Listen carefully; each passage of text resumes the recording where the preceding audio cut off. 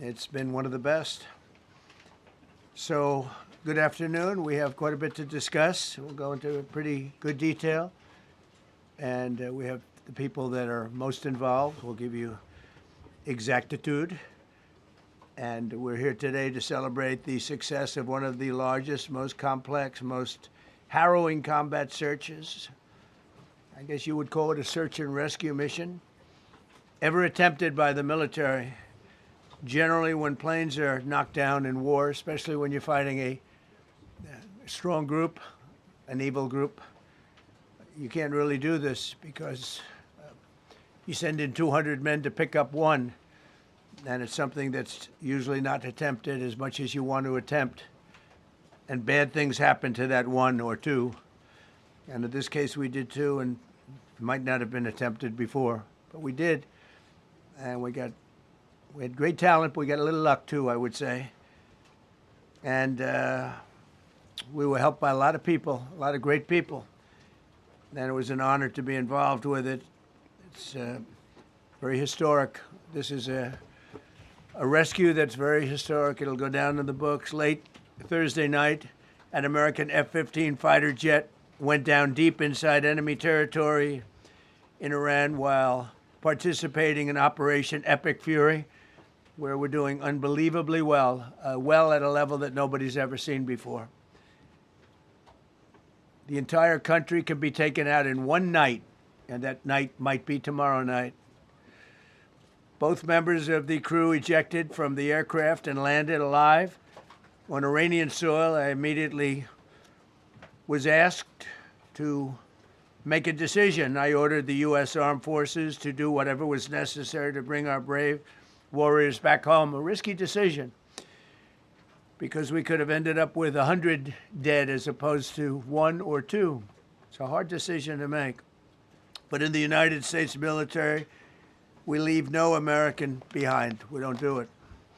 Within hours, our armed forces deployed 21 military aircraft into hostile airspace, many flying at very low altitude, being shot by bullets. You bring rifles into play when you're going that low, but there are also certain advantages. And in broad daylight over Iran for 7 hours, at times facing very, very heavy enemy fire. We have a helicopter that's got a lot of bullets in it. It's amazing. We just realized how good those weapons are. Those our machines are. Nobody has the equipment that we have, and nobody has the military that we have. Not even close. We're the most powerful military anywhere in the world by far. The flight crews and warfighters aboard those aircraft took extraordinary risks to rescue their fellow service members. This first wave of search and rescue forces successfully located the pilot of the F-15, and he was extracted from enemy territory by an HH-60 Jolly Green II helicopter. Fabulous machine as our warriors faced gunfire at very close range. It's amazing that when you look at the machinery, what happened, that nobody was even injured. Meanwhile, the second crew member, a weapons system officer, highly respected colonel, had landed a significant distance away from the pilot. When you're going at those speeds, even if you go out 2 or 3 seconds later, it's miles and miles away because you're going fast. He was injured quite badly and stranded in an area teeming with terrorists from the Islamic Revolutionary Guard Corps rough group, as well as besieged militia and local authorities. Many, on top of everything else, they told the communities actually within inside of Iran, the people of Iran, they were given a tremendous incentive to find this pilot.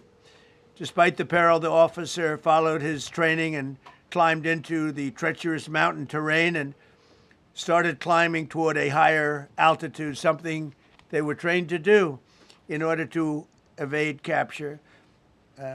They want to always go as far away from the site of the shoot down. You want to go as far away because they all head right to that site. You want to be as far away as you can.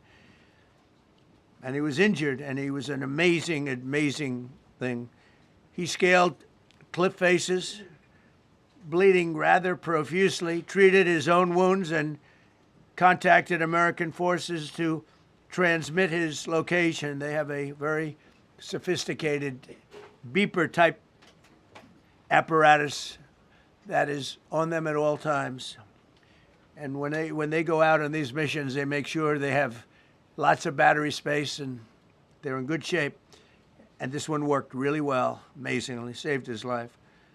We immediately mobilized a massive operation to retrieve him from the mountain holdout, and he kept going higher and higher. The mountain kept getting rougher and rougher, and really very, very hard to find. The second rescue mission involved 155 aircraft, including 4 bombers, 64 fighters, 48 refueling tankers, 13 rescue aircraft, and more.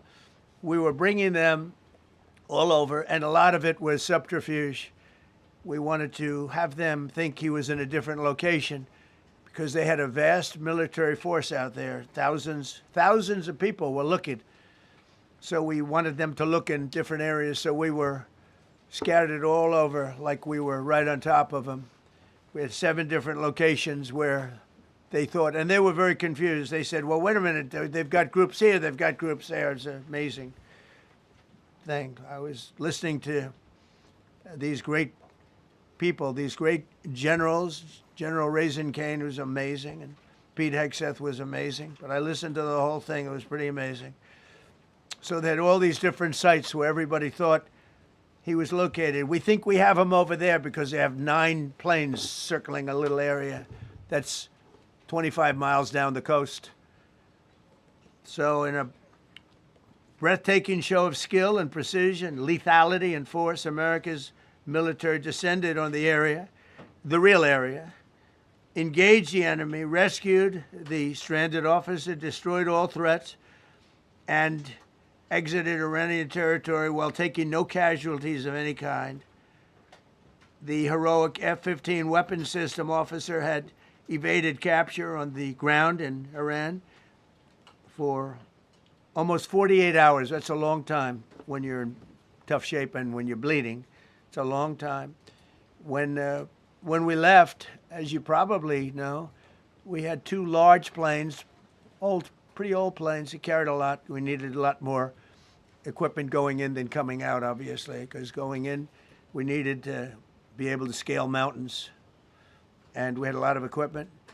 But the sand was sandy, wet sand, so we thought there may be a problem taking off because of the weight of the plane, and then we also had all the men jumping back onto the planes, and they got pretty well bogged down, and we had a contingency plan, which was unbelievable, where lighter, faster aircraft came in, and they took them out. We blew up the old planes.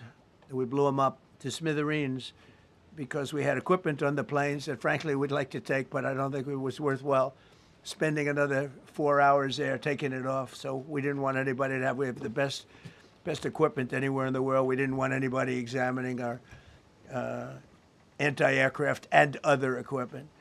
So these were large planes that were old and pretty old, and we blew them up. And we had faster, lighter planes come in, and they were able to land on the sand. We needed the bigger planes because we had so much equipment that we needed. We took 3 helicopters over there, which were very strongly used and couldn't have lived without them. They did, and they performed unbelievably well. And if you'd see it, you wouldn't believe it. They came off the plane, and these guys had them. The rotors were off.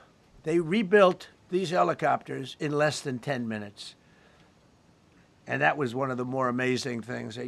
These are helicopters, small, unbelievably powerful, but small, very small, so it can get into certain areas.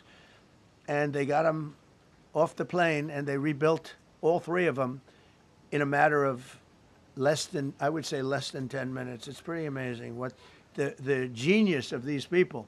Who would think that? You'd think it would take 5 days to build them. And in some companies, it would take 5 days, and they wouldn't do it well. But they served us well.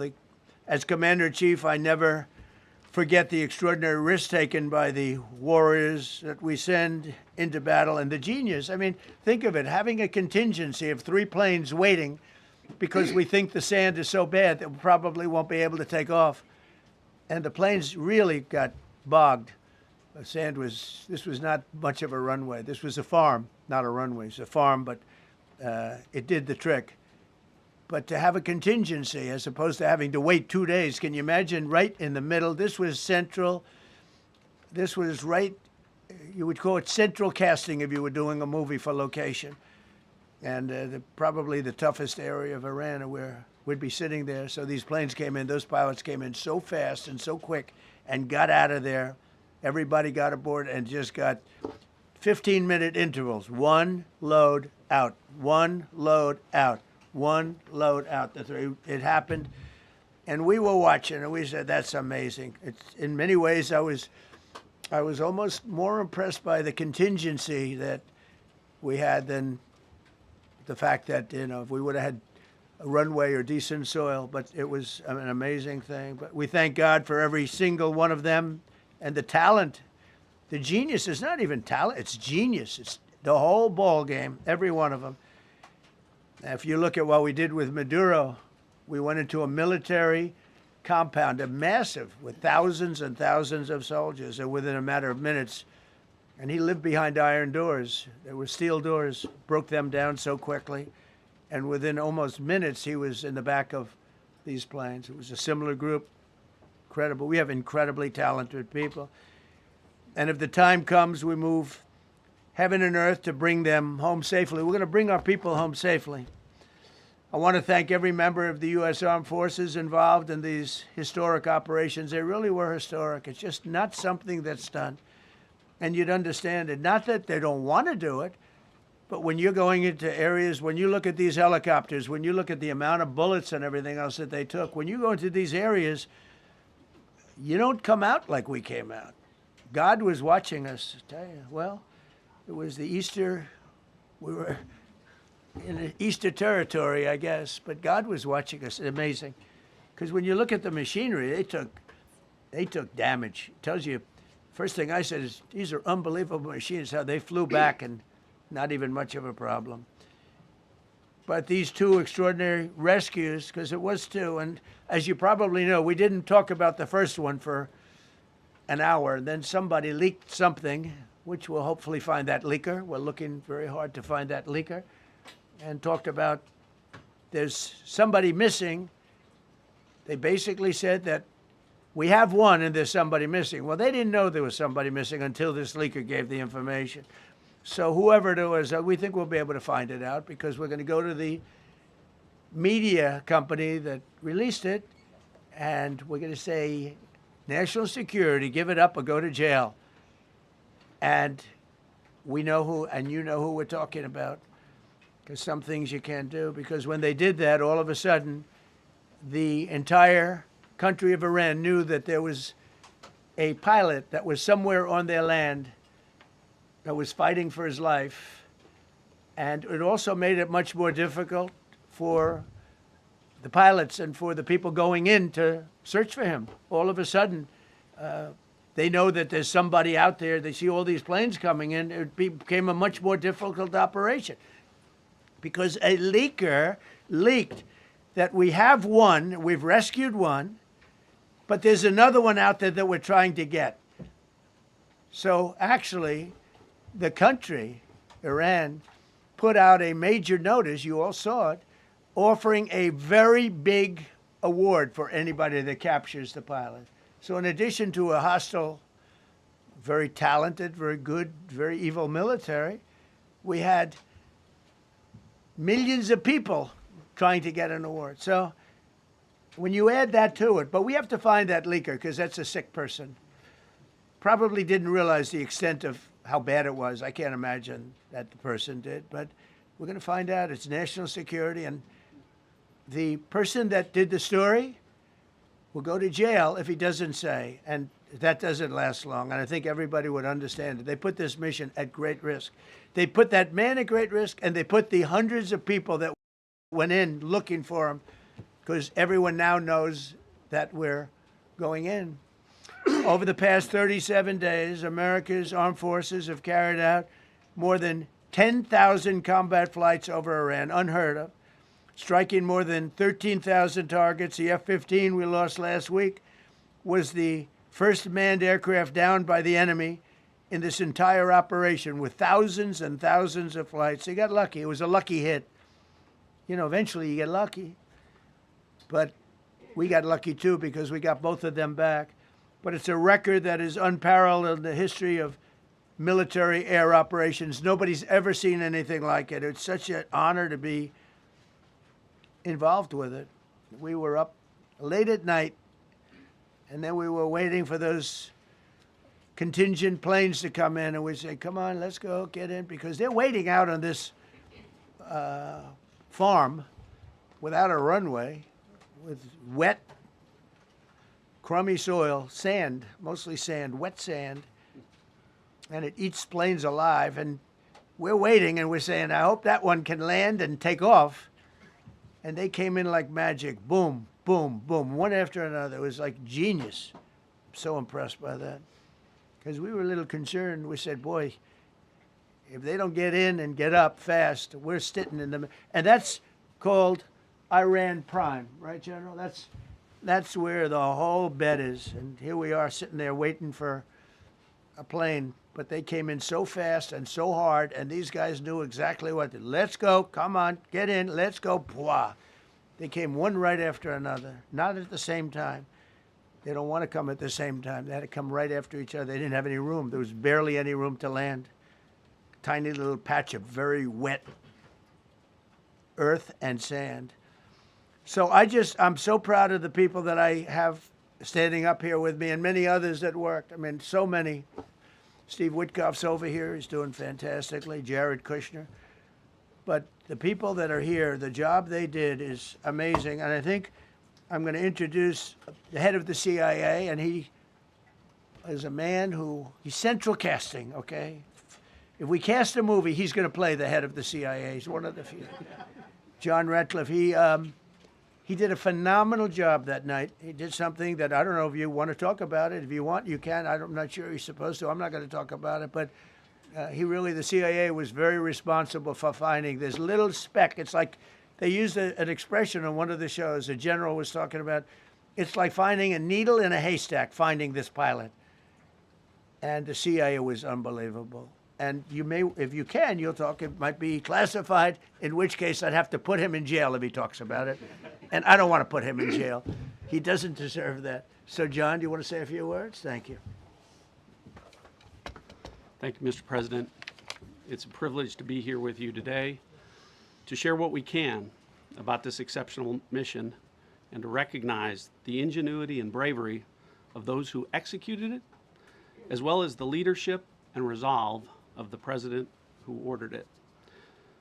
One thing that has been clear to me in this role is that the flawless military operations that the Department of War is known for are hostage to flawless intelligence. We saw that in the skies over Iran in Operation Midnight Hammer last summer. We witnessed it in Venezuela during Operation Absolute Resolve.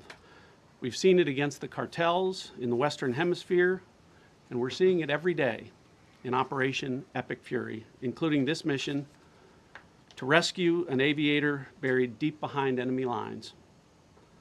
Because it is the unique tradition of the U.S. Armed Forces that we leave no man or woman behind, this was a no-fail mission. That was the spirit in which the President put us to work, and we were determined not to let him down or our airmen down. As an agency, the CIA possesses unique capabilities that only the President can deploy. Some of these capabilities fall under covert action authorities. And because covert means exactly that, I'm not going to be able to tell you everything that you want to know. At the President's direction, we deployed both human assets and exquisite technologies that no other intelligence service in the world possesses to a daunting challenge, comparable to hunting for a single grain of sand in the middle of a desert.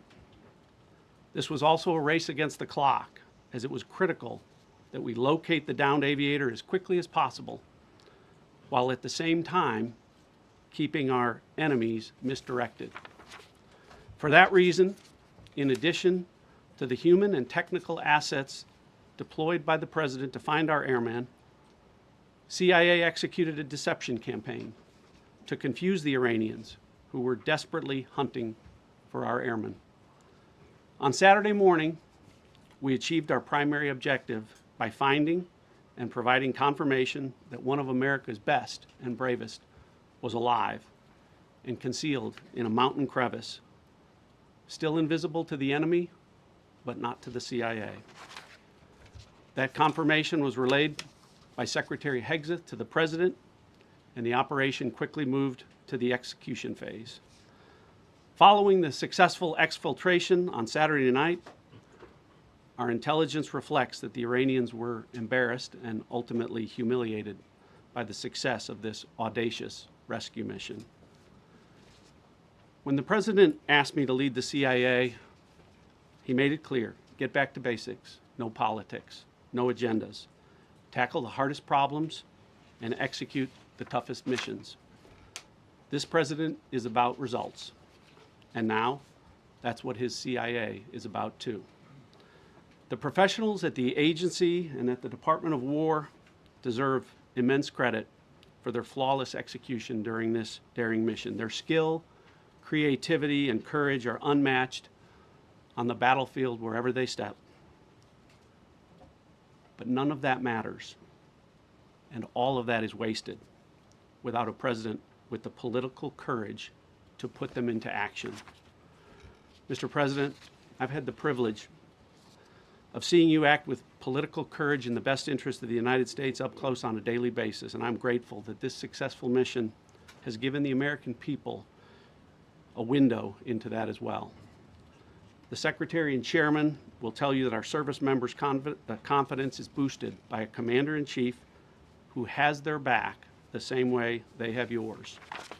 And I know that the confidence of CIA's officers is boosted by the knowledge that their work is informing a president who's not afraid to make the hardest decisions when the stakes are highest. And to the American people, your confidence should be boosted by knowing that the security of the nation is in the hands of a president who's willing to take on problems that have confounded both sides of the political aisle for nearly half a century. It is an honor to serve under a leader who just proved that you can believe him when he says, no matter what, we will leave no one behind. We will come for you. Thank you. Thank you,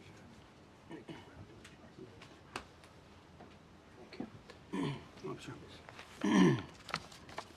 Well, John, thank you for the collaboration of the CIA as well. Incredible and ongoing partnership.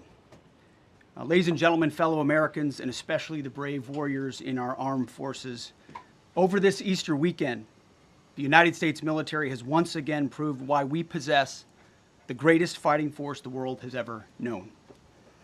In two extraordinary combat search and rescue operations deep inside enemy territory in Iran, our warriors executed missions of breathtaking skill, courage, and precision. When our warriors are unleashed, as this president has allowed them to be, they are unstoppable. When American airmen were down behind enemy lines, our forces and our president did not hesitate. Special operators supported by elite air crews and intelligence professionals moved swiftly and decisively into treacherous mountain terrain under the constant threat of Iranian forces closing in. Ultimately, it was an impotent Iranian threat. And today, as the CIA director mentioned, Iran's military, and we know this, is embarrassed and humiliated, and they should be. Now, these are not routine operations. They were high-risk, high-stakes missions conducted in the heart of enemy territory. This was not just barely into Iran, this was deep into Iran, involving coordinated strikes to suppress threats, deception tactics to protect our teams, and full synchronization across air, ground, and special operations. The Iranians are still asking themselves right now, how did the Americans do this?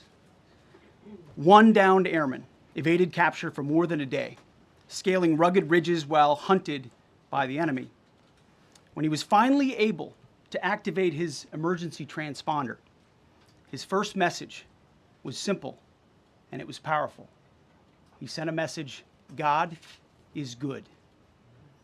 In that moment of isolation and danger, his faith and fighting spirit shone through. You see, shot down on a Friday, Good Friday, hidden in a cave, a crevice, all of Saturday, and rescued on Sunday. Flown out of Iran as the sun was rising on Easter Sunday. A pilot reborn, all home and accounted for, a nation rejoicing. God is good. Despite incoming fire and unforgiving conditions, our troops brought every American home. No American lives were lost. We leave no man behind, and that is not luck. It's the result of unmatched training, superior technology, an unbreakable warrior ethos, and sheer American grit. Our special operators, pilots, and support crews performed with near perfection under fire, and they were lethal. Just ask any Iranian soldier who dared attempt to get anywhere near that pilot before or during that mission. Death from above. Our troops turned a potential tragedy into a resounding demonstration of American resolve and capability. That's what excellence in uniform looks like. But make no mistake about it. None of this would have been possible without the courageous leadership and ironclad determination of President Donald J. Trump. From the moment our airmen went down, President Trump made it clear we will leave no one behind. The first mission, the first of two, was an audacious daylight thunder run right up the middle. It was authorized in less than 2 hours from that pilot going down when we knew where he was. And it was authorized in the middle of the night, because anybody that's worked for this man knows he's up in the middle of the night. Authorized immediately, without hesitation, audaciously. The second mission, as soon as we knew where that pilot was, and John was certainly helpful in that, also executed immediately.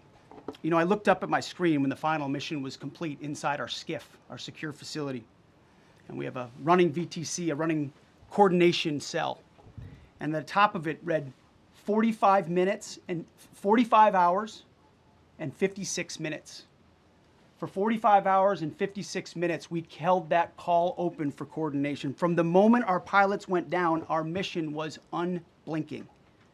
The call never dropped, the meeting never stopped, the planning never ceased. The president demanded rapid, decisive action. He backed our military with the full weight of his resolve, refusing to let enemy propaganda or tactical setbacks deter us. His leadership ensured that every lethal and non-lethal resource was brought to bear, that our forces had the authorities and the support they needed to succeed. When the president says he has the backs of our warfighters, he means it. And it means a great deal, and it's a big difference on the battlefield.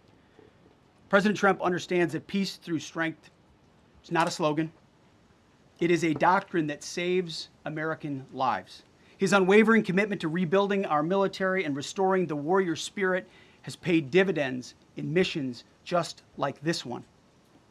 Under his command, America projects power with confidence and brings our people home with victory. And that continues today, by the way. Per the president's direction, today will be the largest volume of strikes since day one of this operation. Tomorrow, even more than today. And then Iran has a choice. Choose wisely, because this president does not play around. You can ask Soleimani, you can ask Maduro, you can ask Khomeini. To those heroes who planned and executed these rescues, your nation stands in awe. I stand in awe. The chairman stands in awe. We all stand in awe of your professionalism and bravery. We serve for you. You embody the very best of America. To the rescued airmen and their families, welcome home. Your courage and endurance, the quiet declaration of faith amid the storm, inspires us all. God is good every day. And to our adversaries watching from Tehran, let this be a clear message. The United States military will go anywhere, at any time, to protect our own and complete the mission. We execute with precision. We control the skies. You see, we flew for 7 hours in daylight over Iran to get the first pilot.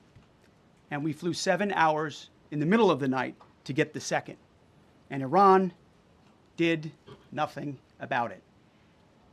We fight with honor, and under President Trump's leadership, we win.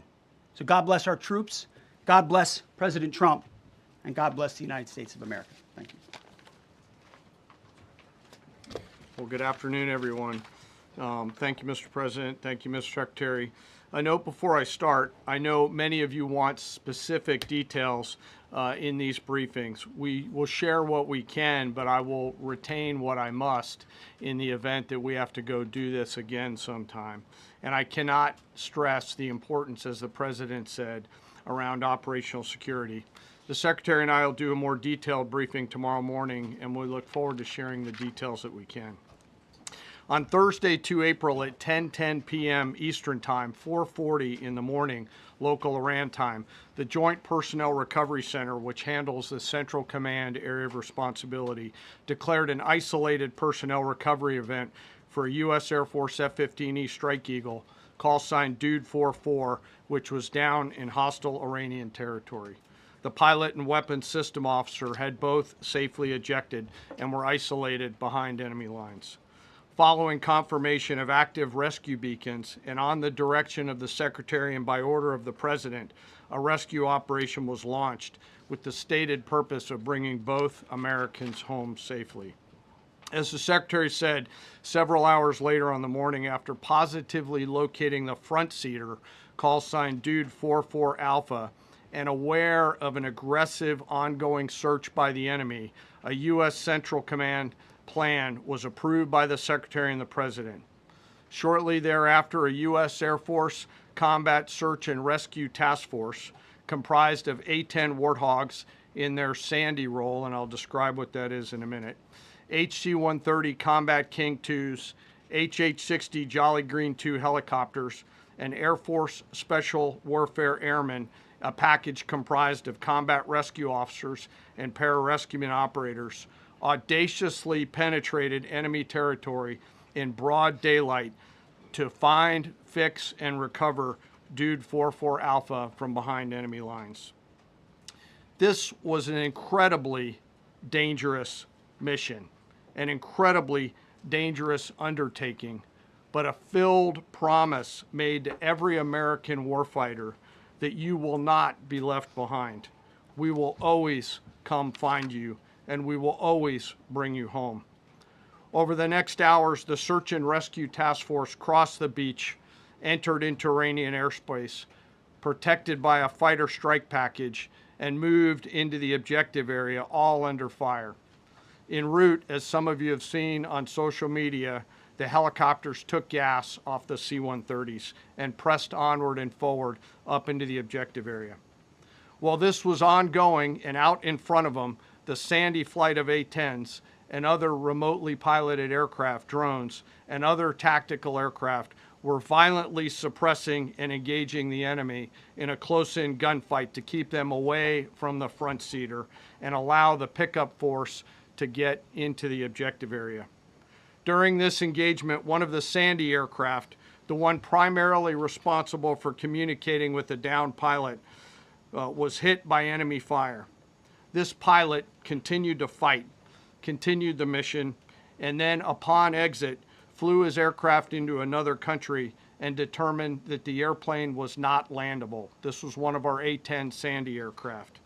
The pilot then made the decision to eject over friendly territory and was quickly and safely recovered and is doing fine. After picking up Dude 44 Alpha, the HH-60 Jolly Green fight was engaged by every single person in Iran who had a small arms weapon. And one of the aircraft, the trailing aircraft, took several hits. The crew sustained minor injury, and they are going to be fine. A note for those of you that do not know what a Sandy does. Named after the flight call sign that did this very mission in Vietnam, flying A-1 Sky Raiders and A-7 Corsairs, a Sandy has one mission: get to the survivor, bring the rescue force forward, and put themselves between that survivor on the ground and the enemy. They are committed to this. This is what they live for, and this is what they've trained for over many, many years.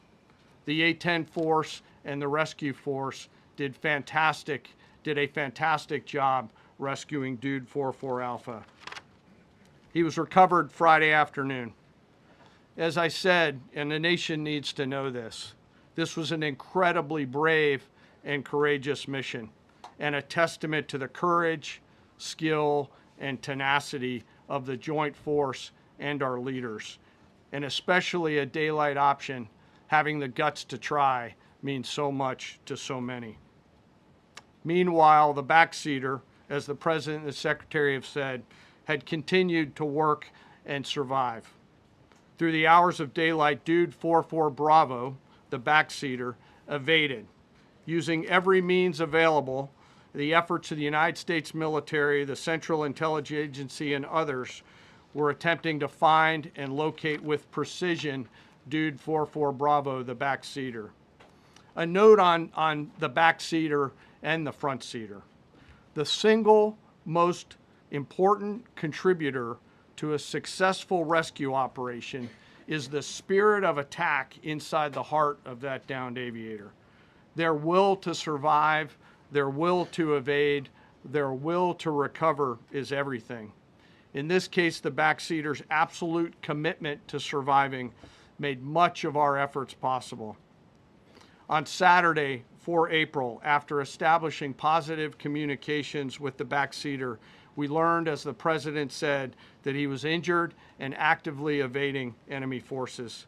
And thanks to our interagency partners, we were able to get eyes on his location and positively ID him. Throughout this entire time, the enemy force continued to search for 44 Bravo, and the Joint Force continued to strike them over and over and over again. Fighting off marginal weather in Iran and the enemy's search for a second time on Saturday, at the recommendation of the CENTCOM commander and at the approval of the Secretary and the President, we launched a rescue task force to recover Dude 44 Bravo. Again, this came to the President and the Secretary for approval, this time with a much larger force package based on the time that the enemy had to prepare to find 44 Bravo. Again, this force was protected by A-10 Warthogs using the Sandy call sign. And this force had one single mission: do everything they can to bring an American home. This meant having a plan, being prepared to execute that plan, and, more importantly, being prepared for multiple, simultaneous contingencies. And because of this force's professionalism, grit, and determination, fight off two enemies at the same time: the enemy searching for 44 Bravo and contingencies, which anyone who has done these types of missions knows we run into every single time. The force fought off both of those enemies incredibly well. During the period of darkness on Saturday, and as the Secretary said, into Easter Sunday and into the daylight, the force fought its way in and rescued Dude 44 Bravo. They were protected overhead by an air armada, including tactical drones, strike aircraft, and others. The force fought through multiple simultaneous contingencies, something no other nation, no other military can do, and safely returned Dude 44 Bravo, the backseater, home, and all other Americans home as well. At midnight 12 local Eastern time, Easter Sunday, more than 50 hours after the start of this operation, the Joint Personnel Recovery Center declared Dude 44 Bravo, both the front and backseater, returned to friendly territory. The courage demonstrated by both the pilot and the weapons system officer while isolated and them invading the enemy cannot be overstated. Their grit and warfighting tenacity is a direct result of the absolute trust they have in our rescue forces, their training, and their will to survive and return. They always knew that we would be ordered to go get them, and they always knew that we would be coming to get them. These two operations reflect our nation's most sacred obligation to our military service members. We leave no one behind, bless you. It also perfectly captures the first truth of our special operations forces, that people are more important than hardware. That is the standard we live by, and the rescue forces that execute these missions operate under a clear motto: these things we do that others may live.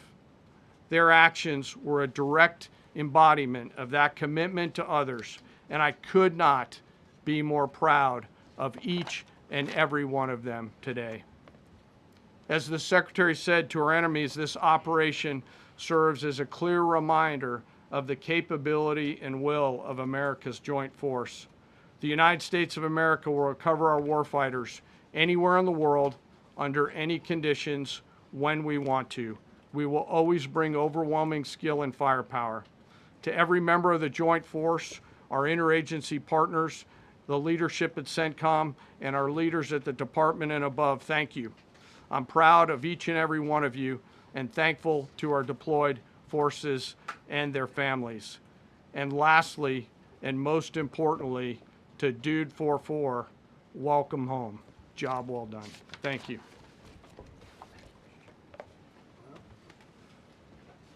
Pretty amazing, pretty amazing. And these two gentlemen have been, from day one, they've been perfecto. You know, I got to know General Kane in my first term because he was able to take out ISIS in 4 weeks instead of the 4-year projection that was given to me by other much lesser generals. I said, you know, if I ever do this again, that's going to be the head of my Joint Chiefs of Staff. And we worked it that way, didn't we? It's amazing. He took out ISIS. We defeated ISIS in 4 weeks. I was told it would take 4 years. I flew to Iraq to find out with the greatest equipment in the world, why would it take 4 years? And he told me, sir, it won't. It'll take 4 weeks and you'll have time left over. And that's exactly what happened. So he's great. And Pete, all I can say is that he was treated very unfairly. And now those same people that treated him unfairly, that fought against him, they called me up saying, what a great choice he was. I said, well, what happened during his nomination? What happened to you? I'm telling you, people that were not for him, senators, friends of mine, sir, I don't think you're doing the right thing. Now they're calling me up. What a choice. These two guys are fantastic. And John Ratcliffe was incredible. It was actually their genius that called us from, he was 40 miles away. And he said, you know, we're seeing something moving up in the mountain. This is at night. And they kept the camera on him for 45 minutes. He wasn't moving. And they said, you know, probably wrong, but we're seeing something moving. This is a vast mountain, vast, thick, with bushes, trees. He said, we see something moving 40 miles away. It was the head of a human being, I'm telling you, it's moving. And then all of a sudden, 45 minutes later, he moved a lot. Stood up, and they said, we have him. And that was really the beginning of something incredible. We had an idea where he was, but not specifically. It's a big mountain. So I want to thank the CIA, too. I don't think they get enough credit for the great job they've done. Yes, please. Thank you very much, Mr. President, for this great opportunity. Country, it has super army. You make a difference, Mr. President. Thank you for your greatest leadership.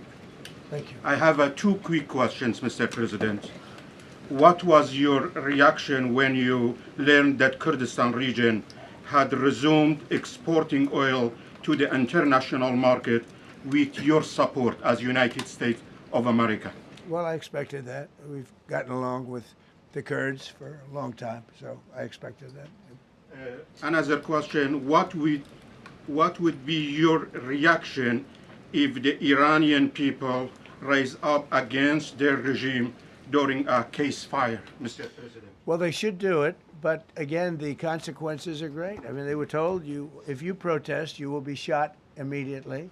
You saw what happened to the young wrestler. He was a great champion, by the way. He was a great wrestler, one of the top in the world. and he and his two friends were hung. And all they did was say a little bit about liberty. They wanted liberty, and they were violently executed.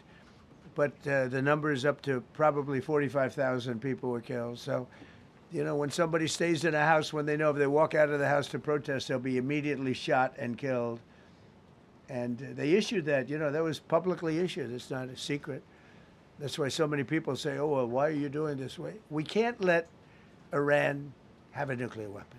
You know, we got regime change. We do. We're dealing with a much different regime than before. We're dealing with different people. They're smarter. I think they're sharper and far less radical.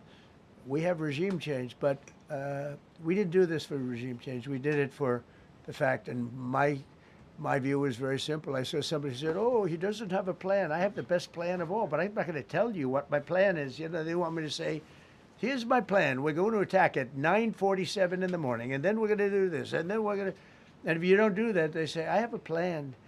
These people know what the plan is. Everybody here knows what the plan is, but it's very unfair to say, you know, because I don't mind being insulted. I've been insulted for many years by the fake news, but you can't. It's so bad for the people that are so pro. You just saw two great, and John Ratcliffe, three unbelievable people. They have a plan. Every single thing has been thought out by all of us. But I can't reveal the plan to the media. So, you know, but we're just thrilled by the success of this operation. Yes, please. Thank you, Mr. President. You've said Iranians would be mad if you stopped these attacks, but why would they want you to blow up their infrastructure, to cut off their power? Wouldn't that be punishing Iranians for the actions of the regime? They would be willing to, and it's suffering. They would be willing to suffer that in order to have freedom. The Iranians have, and we've had numerous intercepts. Please keep bombing. Bombs that are dropping near their homes. Please keep bombing. Do it. And these are people that are living where the bombs are exploding. And when we leave and we're not hitting those areas, they're saying, please come back, come back, come back. These are the people. I don't know what they do. All I can tell you is they want freedom. They have lived in a world that you know nothing about. It's a violent, horrible world where if you protest, you are shot. Remember the great woman protests where they had 400,000, 500,000 women, and they were all enthused and they were going to protest, and everybody said, oh, the regime's going to come to an end. And then all of a sudden, boom, boom, 5, 6 different areas. A woman would go down right between the eyes. They had snipers. They had 5 snipers. That's all it took. And those 400,000 or 500,000 women said, oh my God, what's that? Oh, look over there, what's that? A woman shot right between the eyes. And after 5 or 6 of them go down, then you start hearing the purr through the vast number of people. And then they said, oh my God, who would do that? And they're incredible people, but they've lived so horribly. They've lived so horribly. You know, Iran was a great country if you go back 25 years ago or so. The Persian people, they're incredible, smart, brilliant actually. And I know so many. I know coming from New York, originally I know so many people from Iran. They're incredible people, incredible energy and very, very brilliant people. But when you're standing in a group and protesting and you have a woman, in the case of the woman, remember the Great Woman March, everybody was saying, oh, this is the end of the country. And then snipers selectively picked. Every single one was shot right between the eyes from a long distance. They were on top of buildings. Nobody even knew where they were. Where they coming from? This wasn't like a machine gun, which is also very bad. They've done that too. They did that recently. This was snipers sitting on the top of buildings, aiming and hitting women. And when they see people go down, and all of a sudden there's a riot in the reverse direction, and they never came out again. And a lot of the news doesn't talk about that. They talk about, oh, women's rights. You want to see women's rights? You're not going to see it there. It's amazing when I see some of the stupid people like, you know, AOC +3, all that group. They talk about, oh, freedom for Iran. They don't tell you the real facts. Women, men, gays. How about gays for Iran. They kill the gays. They throw them off buildings. So I wonder what's going on. I can only say this. They want us to keep bombing, even if it jeopardizes, because their life is in much greater danger. They want freedom for Iran, but it's very hard for them to protest. I actually tell them, I said, don't go out. I fully understand. Nobody in this room would go out. I don't think there's any, because frankly, it's not a question of bravery. We're all brave, right? You're brave, I'm brave, we're all brave. But we're also intelligent. If you have people shooting at you, expert shots with the best rifles you can get, and hitting you right between the eyes every single time, and you're looking here and you're seeing and you're looking here, you're out of there. I don't care who it is. Please. Mark Meredith, Fox News. I know that. Oh, thank you. How would I know that? Go ahead. America's watching. No. Good job. Can we go back to the weekend? First off, was everyone on board with the operation, or were there people that were trying to talk you out of going through with the operation this weekend? Not everybody was on board. Somebody else within No, your- there was military people, very professional, that preferred not doing it. These two were totally on board, which was very important. If they weren't, it would have had a little difficulty. But no, there were military people that said, you just don't do this. You don't go into the heart of a very powerful military. You know, this is, hey, you have countries and countries. You have some countries where military is not their strong suit. This whole thing is militarized like nobody's ever seen before. Half the people are wearing uniforms. And we had people within the military. Usually it's not done. That's one of the reasons. You know, I was surprised. Somebody said it's the only time it's ever been done. I said, that's not possible. But it is possible, because you're going into hundreds of thousands of soldiers along the path.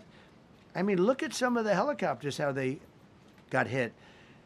So, yeah, there were people within the military that said it's a wise. And don't forget, how many men did you send altogether, approximately, for the operation? I'd love to keep that a secret. Okay, well, but I will tell you, the number, I'll keep it a secret, but it was hundreds. And hundreds of these people, it's pretty good. Is he central casting? But hundreds of people went into this journey. Hundreds of people could have been killed. Forget about the equipment, a lot of equipment, nobody cares. Hundreds of people could have been killed. So we had people that were within the military that said this is not a wise, and I understood that, but I decided to do it. Was there a point that that you were thinking there's too much on the line, and somebody was saying maybe we abort this now and wait? I mean, given the resource, like the general said, it seemed like there was so much on the line here. You must have been thinking, Well, this could have completely changed the So next the 3 first years. one, which was in many ways as dangerous as the second, I guess it gets, because we're flying over daylight.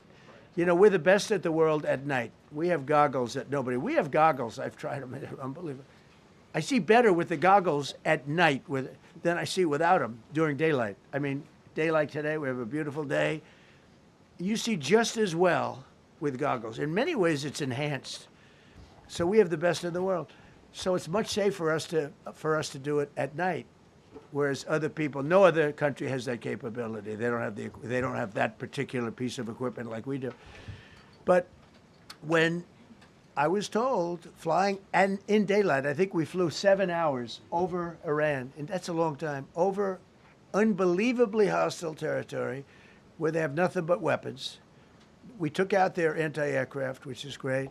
We took out their radar, which is great. We took out a lot, but they still have, you know, what hit this one was a handheld shoulder missile, heat-seeking missile. So it's not like, you know, they're totally whatever. And they had probably a little luck, because you got to get lucky. But they shot it, and it got sucked in right by the engine. But these guys were out of there. They were great. Their timing was great. But no, I was told that this is a very dangerous mission. I understand. They didn't say it's a foolish mission. They said, you know, we're going to be sacrificing hundreds of people do this. This is, I mean, you have tankers that are flying over this area so that because the flight was so long, they had to refuel. It's a very dangerous mission. I just felt it was worth it. If you would have told me that we would have been successful, gotten both, and nobody was even essentially injured, I would have said that would be impossible. Yeah, please. Mr. President, thank you very much. Thank you, sir. I'll come back to you. Okay, thank you. Given that you are now dealing, you say, with a more reasonable less extreme leadership in Iran. What does that mean for the protesters, for the human rights movement in that country after this conflict? Well, I What's think your positive. expectation? Yeah, if they assume control, if we do something and they assume control, I think it's very positive, a big step. I don't think you'd see the radicalization that you have seen in the last. Look what happened. I mean, women are being executed because they're not properly clothed, they say. They're not properly clothed, and they execute the women. They shoot them right on the street. No, you have a much different group of people. Now, I'm not saying we are dealing with them. Essentially, they have till 8 o'clock tomorrow night, Eastern time. But we are dealing with them. I think it's going well. Mr. Witkoff is here, and JD's involved in the dealing. Mr. Witkoff is sitting right here, and I think it's going fine, but we'll have to see. You have to understand, we've been dealing with these people for 47 years. I'm standing here with a much more powerful Iran as of a month ago, not anymore. Right now, they are decapitated. But I'm standing here a month ago with a much more powerful Iran than it was at any point during 47 years. This should have been handled by 7 presidents, a lot of presidents. And those presidents are saying now, every one of them to their friends, we should have done this a long time ago. So it's not something I like doing. It's very dangerous, and we're getting them at the height of their strength. If I didn't terminate the Barack Hussein Obama Iran nuclear deal, they would have had don't forget, that was a path to a nuclear weapon. Remember this. He chose Iran over Israel, pure and simple.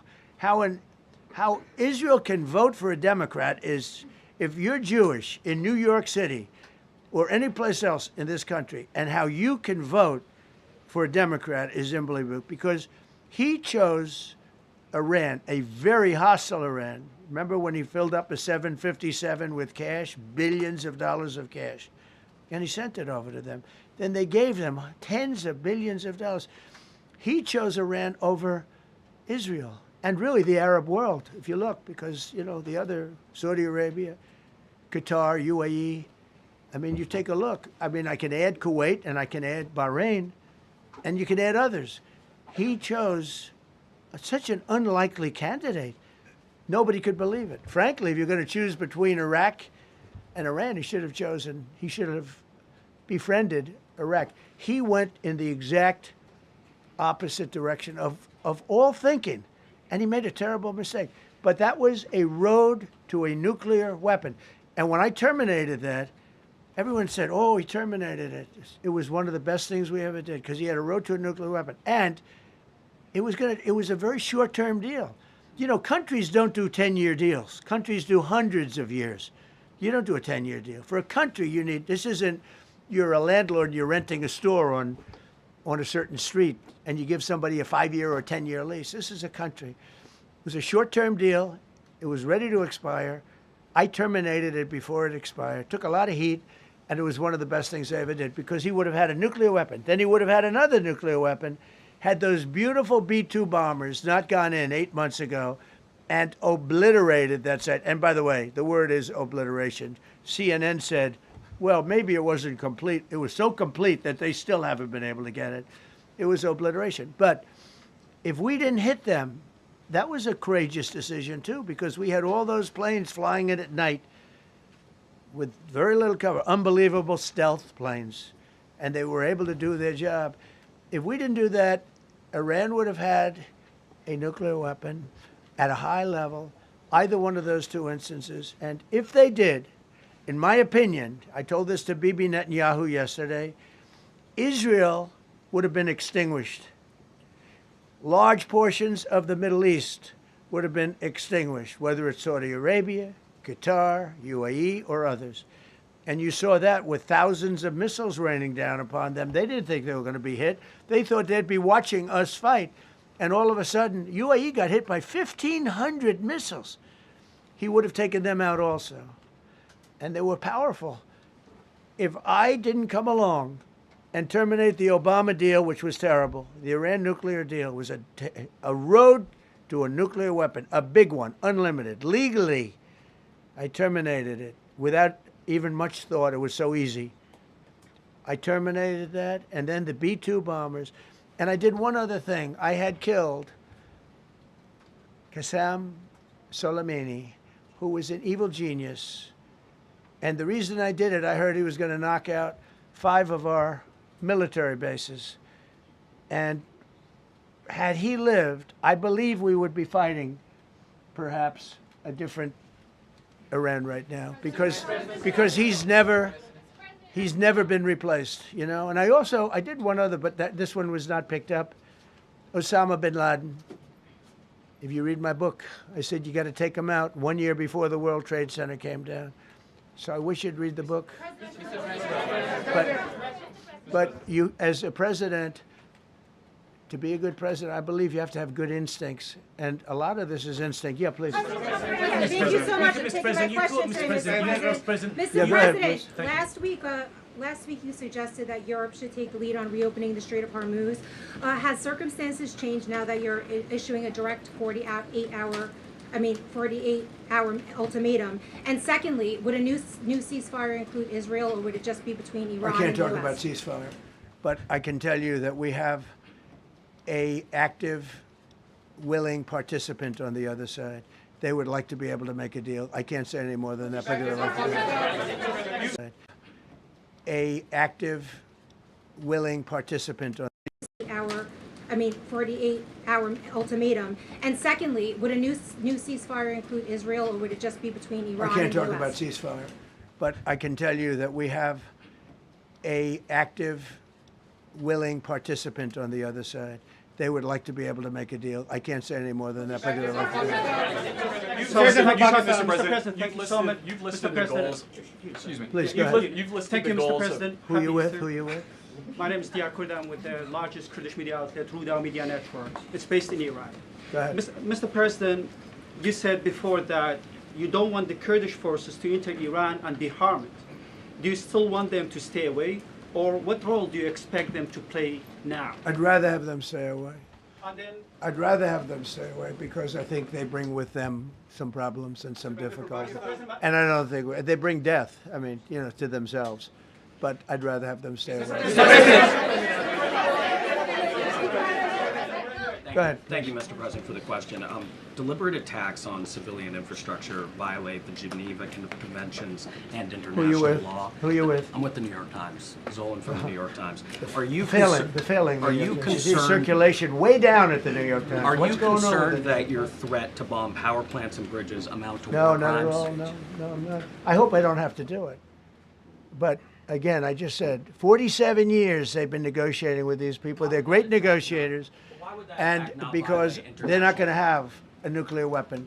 And if somebody that takes my place someday is weak and ineffective, which possibly that will happen because we had numerous presidents that were weak, ineffective, and afraid of Iran, we're never going to let Iran have a nuclear weapon.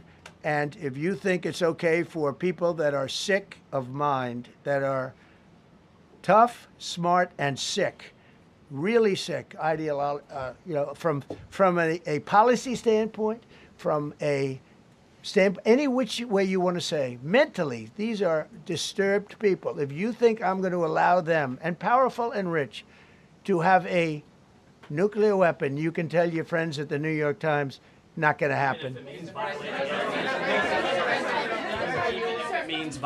international law. Quiet. You no longer have credibility at the New York Times. Because the New York Times said, oh, Trump won't win the election, and I won in a landslide. I won every swing state. New York Times said, oh, Trump won't win the election. New York Times has no credibility. The credibility they have is it used to be all the news that's fit to print. The old gray lady, it was great, but they're running on past fumes, and you can't keep doing that. You have to be able to give the correct news. And people like you, who I know, are fake. You're fake. Go ahead, please. Your messaging on the war has moved from the war is coming to an end to war going to be bombing Iran to the Stone Ages. Right. And we've heard a range of those kind of messages. So which is it? Are you winding this down? Can't tell you. Or are you escalating I can't tell it? you. I don't know. I can't tell you. Depends what they do. This is a critical period. They have a period of, well, till tomorrow at 8 o'clock. I gave them an extension. They asked for an extension of 7 days, right? I said, Steve, give them 10 days. 10 days is up actually today, so I gave him 11, I guess indirectly. I thought it was inappropriate the day after Easter. I want to be a nice person. They have till tomorrow. Now we'll see what happens. I can tell you they're negotiating, we think, in good faith. We're going to find out. We're getting the help of some incredible countries that want this to be ended because it affects them also. A lot of people are affected by this. But we're giving them till tomorrow, 8 o'clock Eastern time. And after that, they're going to have no bridges. They're going to have no power plants. Stone Ages, yeah. Stone Ages. CNN fake news. Are you willing to make a deal that does not include reopening the Strait of Hormuz, or is that now a top priority? I would say it's a very big priority because, see, that's one thing that's a little different than other things. We can bomb the hell out of them. We can knock them out for a loop. But to close the strait, all you need is one terrorist that somehow has a truck loaded with, because you can carry them in trucks, large trucks, a water mine, drop them in the water, and now you tell people that own ships that cost $1 billion to don't worry about the mine. You can do that even just by saying we put mines in the water. So it's not like the rest. We can knock out their military. We already have. We've knocked out their Navy. We've knocked out their Air Force completely. We've knocked out 158 ships in 3 days.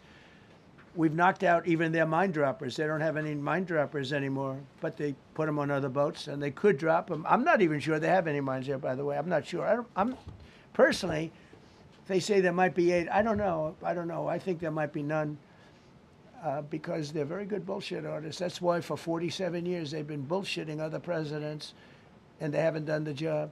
And people are living in hell. You live in that country, they're living in hell. No, I think that 47 years of this stuff is long enough.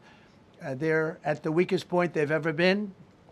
They have no Navy, they have no Air Force, they have no anti-aircraft weaponry, they have no radar, they have no communication. In fact, the biggest problem we have in our negotiation is that they can't communicate. I said to Steve, what are they saying? Sir, they can't communicate. They have no method of communication. So we're communicating like they used to communicate 2,000 years ago with children, bringing a note back and forth. They have no communication. But all I want to see is I want to have a safe world. And you're not going to have a safe world. Israel will be gone. The Middle East will be gone. And then they're coming for Europe. And I have to tell you, I'm very disappointed in NATO. Very. I think that NATO... I think it's a mark on NATO that will never disappear in my mind. You know, they're coming to see me on Wednesday. They're going to say, oh, we'll do this, we'll do that. Now they all of a sudden want to send things, you know. But they said it loud and clear at the beginning when I spoke to UK of all. I would have said they would have been the first because they're the oldest. And I say, yeah, I'd love to have a little help. He said, no, sir, we'd rather wait till you win. I said, I don't need help after we win. They have 2 old broken aircraft carriers, barely work. I said, I guess we can use them. Who the hell knows? I called the general. He didn't even want them. He said, we don't really need them. We got the SS Abraham Lincoln, sir. We don't need them.